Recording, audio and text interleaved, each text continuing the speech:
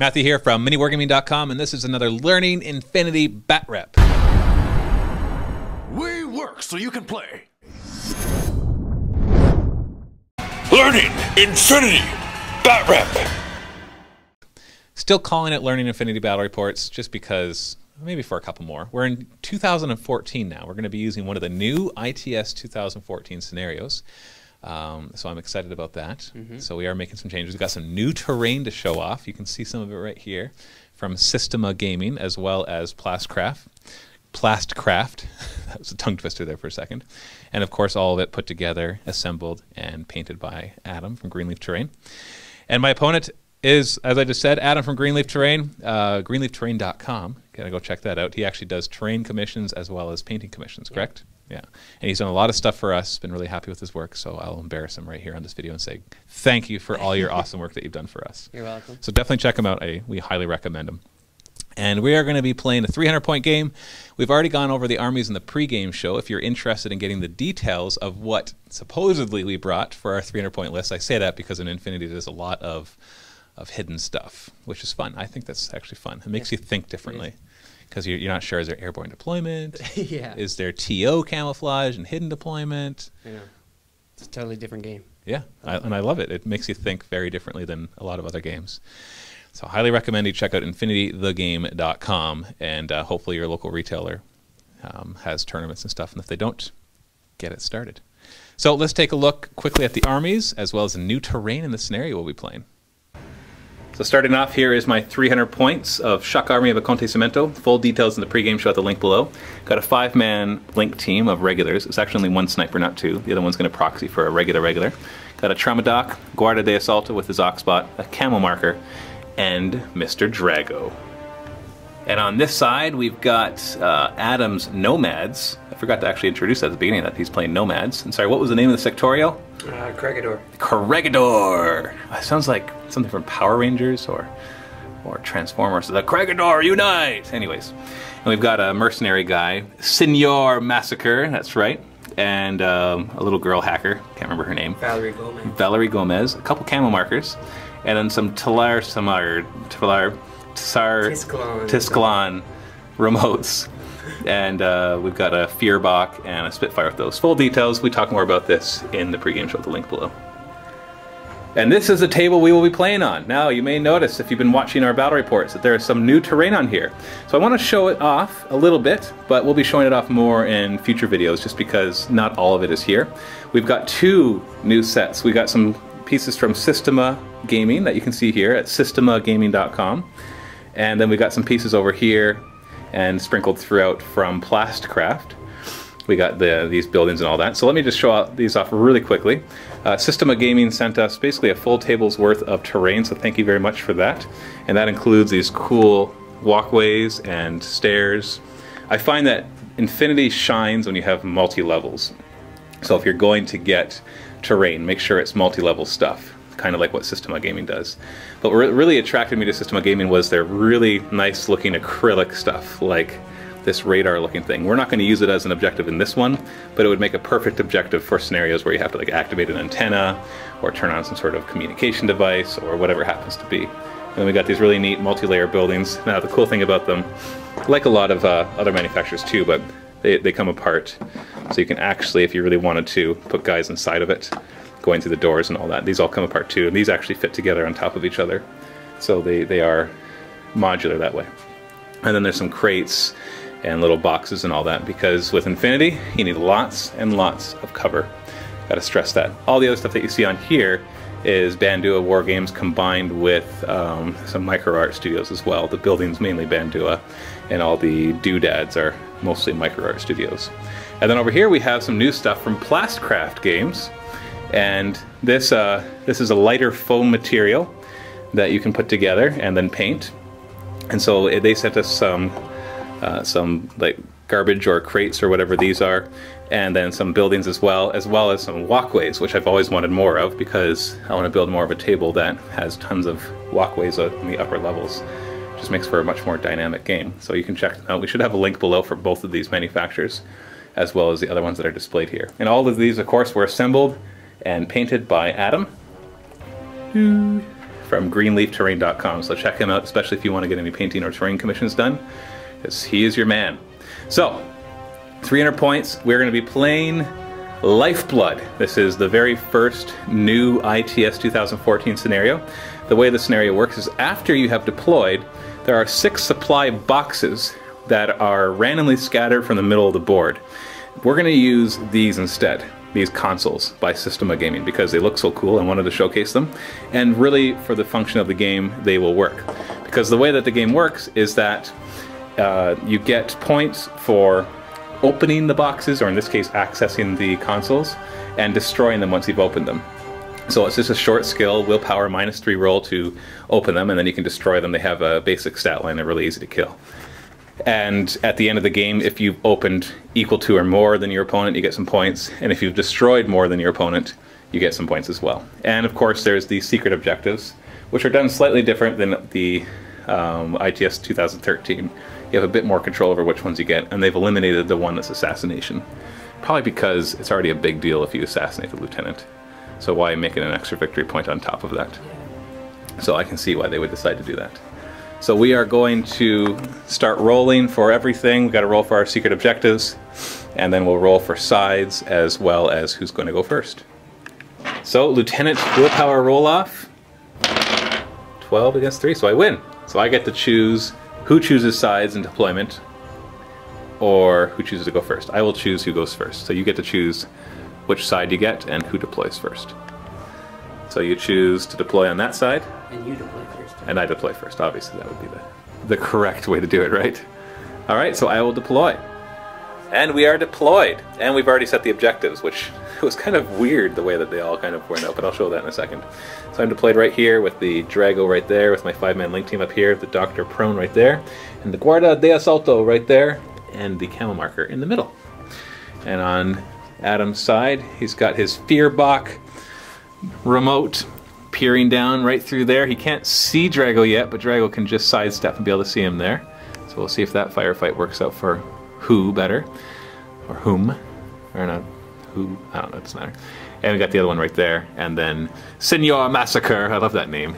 You know what it really sounds like? It sounds like a wrestling name. I know, he's awesome. He's actually an ex-wrestler, and that was his stage name. We've got the hacker and the 2 camo markers right there. Now, for the objectives, what you're supposed to do is you put the scatter template in the middle, and you have the one facing one way, and you roll a die for the direction, and then you roll a die for the distance, the second digit being just how many inches it goes. So basically it's going to be within 10 inches around the center. And just the way that it worked out, like, this is where 4 of them are, and then the other 2 are right there. So that's interesting. We'll see how it plays out. Can't really make any judgment calls just based on that. But I was hoping, I thought it was going to scatter more than 10 inches. I guess I didn't read it really closely. I was picturing them scattering all over the board. Yeah, but, I guess. But they are grouped right around the middle. Maybe it just looks weird because they're consoles and not supply boxes. Yeah. That could be it. If they're just boxes sitting there, then big deal. But no, they're just random consoles all over. We don't really have to explain why. They're just there. Like, some of them make sense against the walls, but other ones don't. But that's okay. Whatever. So now I get to choose who goes first, and guess what? I am going first. Bet you didn't see that one coming. No, I did. No, I did. Just in case anybody thought I did. But no, we're good. And so, we're going to go into Shock Army of Acontecimento, turn 1. Good luck. Don't die too quickly. I won't. So order number 1, Drago is going to move into line of fire of that remote with the Fearbach all the way across the table. Hold on, let me get the camera angle right. Oh, there he is. he's not in focus on the other side, so it's hard to tell where he was. So he's in your line of fire. So what's your ARO for him? Fire. Your fire, and then I will declare my second short skill, which will be a full 5 burst onto him. And we just measured, and it's 33 inches away, which is the perfect sweet spot for me to fire at him, because I have a +3 up to 36 inches, and he's got a 0 up to 32, and then it drops to -6. So that's going to put me with a significant advantage, and you'll probably then crit and automatically hurt me, and that's what's going to happen. You watch. So 5 shots against 1. So I need 15s, and he needs a 3. So go ahead. Okay, God, 14. So hit. Oh no. 5 armor penetrating hits. So he's got to beat 10 5 times. Oh. Oh, disabled. I was looking at this. I know. It's like, yay, yay, yay. Oh no, crap. Yeah, so it's disabled, then destroyed. And gone. And it explodes, and everything within 12 inches takes a POW 14. I'm not sure about that. Our viewers, if they've watched the past one, they'll know I tried to pull the same thing on Chase. Yeah. And he's Chase. Chase. Chase. That's right. So Drago's going to spend another order to move. Nobody's in line of fire, so he's going to move again to there. That's 10 inches. And he will activate again to just move to here, out of line of fire. Because I have learned he is not the best at AROs. I'm going to activate my link team and just keep this one as a leader. And they're going to declare a move. So that's going to be 4 inches. And this one will just come over here. The rest of them actually are just going to stay where they are. So there's a move, no AROs, and then a second move. He's not actually prone, he looks like it is, so he can be seen and see down there. So move, move. So the Guardia de Asalto is going to activate and move, move. So the Oxbot will move, move up to here. And I've already pre-measured this, that's why I'm just doing it like this. And he moves, moves to the console. Not that he can do anything with the console, but it's just where he ends up. I'm going to activate the camo marker. 4, and then 4. Any line of fire? So she can actually see the camo marker, so she's going to ARO by Discover roll. So she has a willpower of 14, so it's a 8 or less. Rolled a 9 and failed. It activates again, and it's going to move to here. And it was not visible on its way down from that hacker. It is in the zone of control of the other guys, but all they could do is change facing, which obviously they already have 360-degree facing because they're camo markers. Having a hard time deciding what to do, but I'm going to use another order on the Guarda, and I'm going to have him step right here, so not in line of fire of this hallway, and I'm going to have the Oxbot step back over here out of line of fire. And that's all I will do for them. I just want to take up a defensive position here. I still only play for 3 turns, but I don't want to throw my guys out in the open just to try to kill a couple more guys. And I will sacrifice the last order and not use it. And so that'll be the end of Acontecimento, turn 1. So activating the one bot, and it's going to do a move. And I will ARO by revealing Naga Hacker. Anybody who's been watching my Acontecimento army should not be surprised. And he's going to ARO by hacking. And then his second short skill is going to be to fire the Spitfire at the Naga. So let's see if I die. We'll find out. So it is a face-to-face roll. It's probably not the best idea that I did that, because now that I think about it, the Spitfire is really good at close range. But he'll have +3 for the range, but then -6 for my cover and the camouflage. And then I'll have a -6 to from his BTS to my willpower. So he's got 4 shots at 9 or less. Oh, 1-7. And I've got 1 hacking attempt at 8. So I need to actually roll an 8 to beat him. Nope. So I take 1 hit from the Spitfire. And I have to beat a 10 for my armor check. Come on. I don't. So he is unconscious. And I realize now how stupid that was. For some reason I thought when I hacked you that you wouldn't be shooting at me. Or that I would be able to hack you without you shooting at me. Or that I would hack you before you shot at me. Or something like that. So next order, the Senor Massacre is going to drop a 0 visibility smoke grenade right here. He's going to attempt to at least. Physical roll, he's got to get a 16 or less, and he makes it. So it drops right there. So we'll just leave that right there because it's infinite height. Next order will be the Tomcat Doctor, who has airborne infiltration, so he can just walk in on any table edge, except in my deployment zone. He's going to walk on with his little bot on the side of the board. And then the next order is to move, move, and because of the 0 visibility grenade, I will not be able to see them come on. And it's 4-4 and 6-4. Just like you wouldn't expect from light infantry and bot. Next order is to move the remote up. Go 3. That's the first move. I'm not going to ARO. So you got your second short skill, which will be... He's going to spend short skill, stay. And then he's spending the second order, and he's going to do the long skill suppression fire, which we don't really see very often. So we're going to put the 2 templates here. So basically if somebody moves inside this rectangular shape right here, he gets full ARO, like full burst for his AROs. Got a Hellcat with an HMG trying to do an airborne infiltration right here, or airborne deployment, and succeeds with the physical roll of 12 or less. And when he arrives, he can actually be seen, I think, by maybe 3 of these. I'm going to check them. So any ones that can see him will ARO by shooting. So 2 of them can see him, just because this one's facing this way and this one's facing like this. This one, the terrain blocks him. So it'll be 4 shots from combi rifles because they are in a link team. So we got 4 shots, and it's -6 because of range, but then +3 because they're in a link team of 5. So 4 shots needing 9s or less. Hit, oh, crit. So a hit and a crit. So he's unconscious and then possibly dead. Do you have a doctor? Yeah. Okay. And he's dead. And he's gone. Just gonna take it. And that is the end of turn 1. So casualties on both sides, losing my Naga, and him being unconscious, pretty much dead because my doctor's all the way over there. I guess I could run him over there, but doctor's a specialist too, so I need to keep, I think it's a her alive. And then of course Adam losing a couple guys. Didn't spend his last order, so that leaves me wondering who the lieutenant is. And if he has any more guys in reserve, so we'll have to find out. So we're going into turn 2, Acontecimento. So I'm spending Kirpal Singh's order to bring him in. He's got combat jump, but I'm just going to have him walk on the side. So he's just going to appear on the side of the board. So just a quick note, and if we have this wrong, then let us know. I've just quickly researched suppression fire, and the question came up, if he came into line of fire, but not in there, could he respawn by firing at him? And regardless to the 360 visor or whatever, that just changes the question to whether you can do it behind.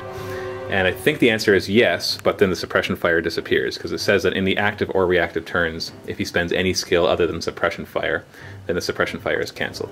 So that's how we're going to be playing it, and if it's wrong, let us know in the comments below. So that is his order just to appear. And Adam reveals an intruder with the combi rifle, which I totally didn't account for, but it's a combi rifle at least, and 25. It's more than 24, so it's going to be at, I think at -6. But I've got no cover, so just one shot at -6. So 7 or less. Oh, that's not good. So Buddy over there is out in the open, and so he's got 2 armor though. He's got to beat an 11. Come on, somebody freaking make an armor roll. So he's unconscious. Blah. Oh man, there goes another specialist. Man, this is why we call it learning infinity. I just learned something new. Watch all angles. I'm going to activate this linked team, and they are going to declare a shoot short skill from the sniper onto his guy with the combi rifle. And your ARO is to? Shoot back. Can I arrow with other people though? You sure can. You could have this guy, whatever he is. Going to reveal. Okay, so he's going to arrow, and he's going to shoot back with his sniper rifle, because he's got a Hellcat with a sniper rifle there, and he'll arrow into this guy. Sorry, they're intruders, not Hellcats. So I got 3 shots of ballistic skill 12, and he's got, oh, there's a crit. That's kind of cocked. I know. That was a perfect spot on the board. 1. So my 1 beats your 1. And so I got a crit and 2 hits, and they're all double action. So that basically means you automatically take a wound, and you have to take 5 more armor checks. The second one from this double action, and 4 more. He's got to beat 7 5 times to stay alive.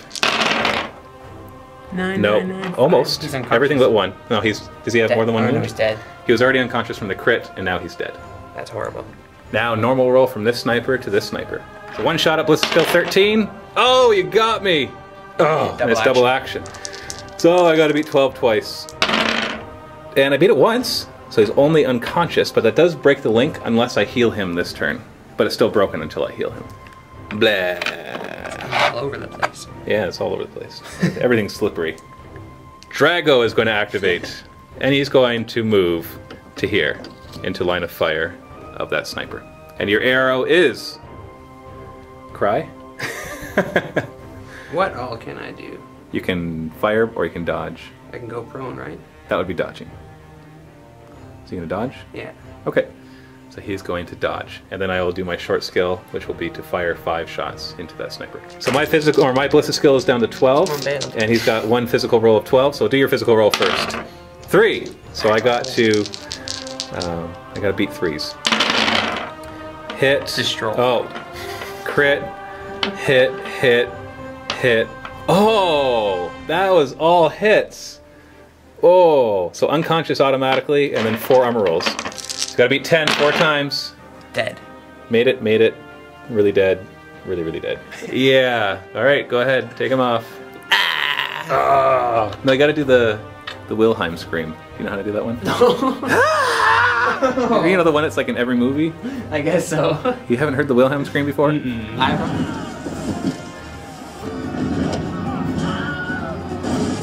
Activating the doctor who will move is prone, so actually I could stand and move. No, I'll just move because then it keeps the doctor safe. And then the doctor's going to attempt to heal. It's only a willpower of 12, but what the heck. And hey! And no longer unconscious, but is prone. And the link is automatically reestablished on that guy. Then I will activate the link, and they will stand up, just the one guy, and then move. So this guy's going to move here, just to cover this flank. And she'll move here, and this guy will stay back here, facing this direction. And this guy, who's not a sniper lying down, but a regular, is going to go right up to here, just to give some more arrows to anybody who comes up there. Facing like this. And I'm just going to eat suppression fire for breakfast, actually for lunch, because it's lunchtime now. And the Guarda is going to move into the suppression fire lane, and your arrow is... Fire. Suppression fire, fire! Fire! Fire, fire! As Elizabeth says in Pirates of the Caribbean. And then his second short skill is going to be the fire. So they both have Spitfires. I have a slight advantage here because I've got a better ballistic skill. We'll both have this full burst, and we both have the same armor, and I've got 2 wounds. So theoretically I should survive this, but we'll see. So it's going to be ballistic skill even for both of us. Mine's 15 and his is 12. Go ahead, you do yours first. Okay, oh my God, 2 I'm hits. so bad. Well, 10's not bad. 10's not bad. 15. Here we go. Miss. My 10 beats your 10. Oh my God. My 8 beats your 4, but then your 4 beats my 2. So I get 2 hits on your guy. That's beaten 8 twice. Yes. Oh, perfectly fine, and the suppression fire stays in place. Let's do it again. Next order, same thing. I'm just gonna fire, and yeah. 12 and 8. Oh no, 13. God. 13. I was like, your 13 beat my 12, but no, you only have ballistic skill. High. So I got you twice again. It's gotta be 8 twice. Oh! Disabled, destroyed. Gone. And just a note, one of my classified objectives was to successfully heal somebody, so I actually made that objective. And that's going to be very important because Adam will be in full retreat in his turn.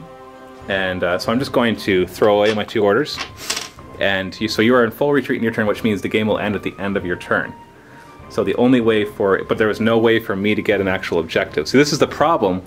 And people have been pointing this out, and I agree with them. Sometimes you get so focused on killing your opponent that you forget that that's not actually the way to win. Especially now, in the new ITS scenarios, there's no points for actually killing your opponent.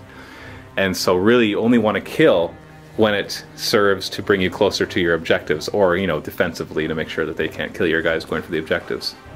But because this was these were my 2 specialists, and they're both unconscious, and the doctor's a specialist, but he's far away from the actual objectives, it was actually a big deal for me to put him in full retreat before I actually had any objectives. Otherwise I'd have another turn and I could just like sprint, like move, and get at least 1 objective and win. But that's actually my mistake. So that was a big tactical mistake on my part. I'm just very lucky that one of my classified objectives was to do that. Yeah. So it's going to be your turn now, because there's really nothing else I can do with my well, yeah, because I don't care if you kill me, because it won't do anything. Now it just comes down to, can you somehow grab a scenario point? And we'll see that in your turn. So the guy that was there that died with the combi rifle was actually the lieutenant. So he's not just in full retreat, but loss of lieutenant. And so you've got 2 orders in the order pool for these 3 guys. Yeah. And then they're all impetuous as well. Okay. So looking at just doing the calculations here, he's only got 2 orders plus impetuous ones, but in order to win or draw the game, he has to complete a secret objective, which was, one of them was to heal somebody, which unfortunately there's nobody to heal. Anybody that got hurt just died. We did have a doctor though, so healing was a possibility. And then the second objective was a scan, which I had as well, and that's what I really should have done with the Naga, is I should have revealed prone and scanned, not tried to hack you and get shot in the face by a Spitfire. Hey, maybe I can do something. What's that? What do you I have a jump troop still. Oh, it can't come in though. Really? Not when you're in full retreat. Oh my god, this game. Yeah, no, when you're in full retreat, you can't bring any jump guys. So unfortunately, it doesn't work. That's why it's full retreat. Everything has to be used to move further Well, he away. was still falling down from the sky. He didn't know. He was like out of the plane. He didn't get the memo. Yeah. He's like, I'm coming, guys! Yeah. Hey, where are you? You all left. Yeah, and so therefore he could land, press the console, and tie game. Yeah, yeah. Yeah, unfortunately. Fortunately, that doesn't work. And so he doesn't have enough orders to be able to do anything. The game will end on his turn, and so that is game. And I'll have beaten him 1-0. So even though I beat his army, I barely won the game because I completely lost sight of the whole point of the scenario. So there's learning infinity right there. Good game, man. All right, so we're going to go into the post-game show in just a second, and it looks like we are going to have time for a second game, which is nice. So we will play a second one. That'll be in the Vault. So MiniWarGaming Vault members, you can check out the Vault for the post-game show as well as the second Infinity Battle Report. And we'll play another scenario on this table. And yeah, we'll see how that goes. So this is Matthew from MiniWarGaming and Adam from GreenleafTerrain.com. Happy wargaming.